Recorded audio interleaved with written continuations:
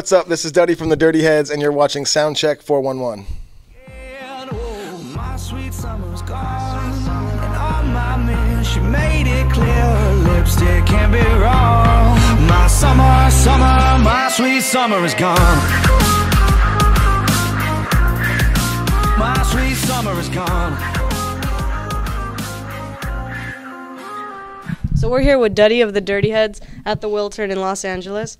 And Sound of Change marked a turning point in you guys' career. And you used a lot of different producers and you went outside your comfort zone. So what type of effect did that have when recording, working with all these different producers?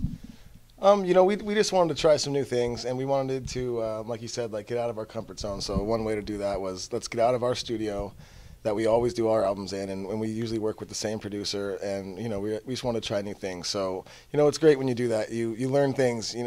They show you things in songs that you wouldn't have thought about. And the more people you work with, the more you're going to learn. So I think we really grew on this album, and yeah, it's been awesome. There's been a great response, and it's been a lot of fun playing the new stuff live. And speaking of the new producers, you had like a bunch for like every song, almost a new producer. And look, which one was the most fun, do you think, to work with? Well, we had our friend Rome produce quite a bit of this album, and that was pretty cool. We've worked with him on so many things in the past, as far as just writing together or touring or whatnot. So having him in there as producer, we just work so naturally together that it's just fun, and it's natural, and it's easy. But they were all really good in their own way. We learned a lot from each person, and each song wouldn't have turned out the way it turned out without that producer. So in their own way, they were each amazing. And the new album also features guest appearances from Tech9 and Be Real. So when they were recording with you, did they bring their own stuff along, or did you just go as it went? Well, unfortunately, we were on the road, and so were they when we were recording these. So we just sent the tracks to them, and they just put their verse on it and sent it back and to see if we liked it. And we didn't have to go back and forth once with either of them. We were just like, perfect, thank you. You didn't even know take two, no third time's a charm. First time. If you want us to change anything, we're like, nope. First time's a charm. Yeah. With Tech9 and Be Real. And you guys also played with Tech9 recently. How was that experience? It was cool. We had a big show in Red Rocks, and we knew we were getting close to selling it out a few weeks before it. So we ended up hitting Tech9 up to come out and play a song with us because we knew it was going to be a good night, a big night. So yeah, we ended up selling out Red Rocks. Tech9 came out and performed. It was one of the more amazing shows we've ever been a part of. It was cool. Yeah, it looked pretty cool from the videos. I wasn't even there. I was like, wow. And there have been many artists that have fused reggae and hip hop together. So what have been some of them that have inspired you? Well, Sublime obviously, was a big inspiration on us. But I think Beastie Boys growing up was a huge influence. They just really showed us how to blend different genres, but still keep your own style. One thing I always loved about Beastie Boys is no matter what they were doing, they could be playing a, total jam funk song into a hip hop song, into like a rock song. And right when that song starts, that's Beastie Boys. Yeah. Doesn't matter what they're doing, so that was pretty cool. And now that the record has been released, what do you think has been a highlight in your career thus far? Well, selling out Red Rocks, and I mean that night was absolutely amazing. But just watching the growth of the fans, and our band, just watching the growth from start to where we're at now, and just seeing the fan base grow, and just working hard at something, and then seeing the success in that, it's very rewarding, And this is the second night of the tour. So what cities are you looking forward to playing at? Obviously this one, right? Yeah, obviously this is hometown. We're from Southern California, so this is always fun. Friends and family will be here and whatnot. There's so many cities. It's hard to choose one.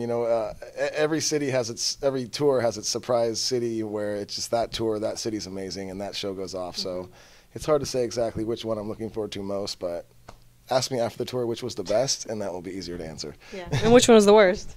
That'll be easy. Yes. And you guys are also working with some charities for this tour, so tell us a little bit about that. Well, we do a lot of work with Why Hunger. We got linked up with them through the Hard Rock. We were doing some stuff with them, and then they told us about Why Hunger and asked us if we wanted to help out. And when they told us about it, we just thought it was such a cool thing. They fight hunger, and it's cool how they do it. It's not just like, oh, here's some food. They educate the people on how to like grow their own food and maintain their own sustainable food, and so they can actually help themselves in the future. And I just thought that was cool to not just feed them, but to also educate them. So yeah, we're always trying to help out when we can. And how can fans be a part of this? They can do meet and greets? Yeah, you can go on to yhunger.com, and we're doing raffles for meet and greets and yeah, just tickets to shows, and we're always doing contests. So you can go on our website or to yhunger.com, and you can find links and how to get involved. And Halloween is coming up, so what are you going to be this year? I don't know yet. We've been talking about it. We got to do something real good. So Do you have a show that day? we do. Oh, you gotta dress up. So we got to do something, but we've been going back and forth. Last year, everybody dressed up like me, and then they told all the fans to do it too. So it was pretty. It was so pretty weird. weird. Like, I see me everywhere. Yeah. That's cool, though. It was pretty funny. Do you have any interesting Halloween stories besides that one? That right there. Just that one. And we have some fan questions. So 7Cali underscore 7. Oh wait, sorry. 760 Cali underscore 710 dude wants to know. Yeah, I don't know. What is your favorite craft brew? My favorite craft brew. Hebrew. It's actually a beer, and it's delicious. I thought you were just like joking. No, it's really That's good, a language, actually. but okay. Emily Semino wants to know, what is your favorite way to get Franco-eyed before a show? I'm old-fashioned. I still just smoke actual buds of pot, which is like foreign now, I guess. It's like everyone's like, "Hey, you want dabs or this wax or my vape pen?" And it's like a bunch of fucking robots running around. No, I just smoke actual pot still. And Lalex A. Ferdinand wants to know, what is your favorite song to perform live? Oh, well, it's always fun when you get to play new stuff. So what's been a fun Yeah, new song? Probably Medusa. Medusa's a lot of fun. Oh, actually, no, I take that back. Silence. Silence is so fun to play. That's all I have. Thank you. So we're going to play Heads Up with Duddy B from the Dirty Heads. Let's start it. Let's see what we So got. do I stand up? It depends what it says to do. Okay. You could pass too. Skiing. You're jumping. Jump like the Olympic thing where you jump. What if you were skiing? What's this? You're like skiing. You're skiing and then you're jumping. Are you not ski jumping? There you go. Oh, oh did I pass it?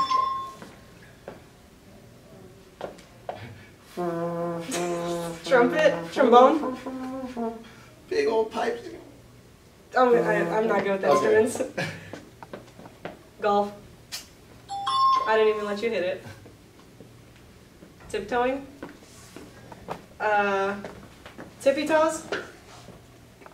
Girls, when they're walking, they almost fall. Heels? Yes.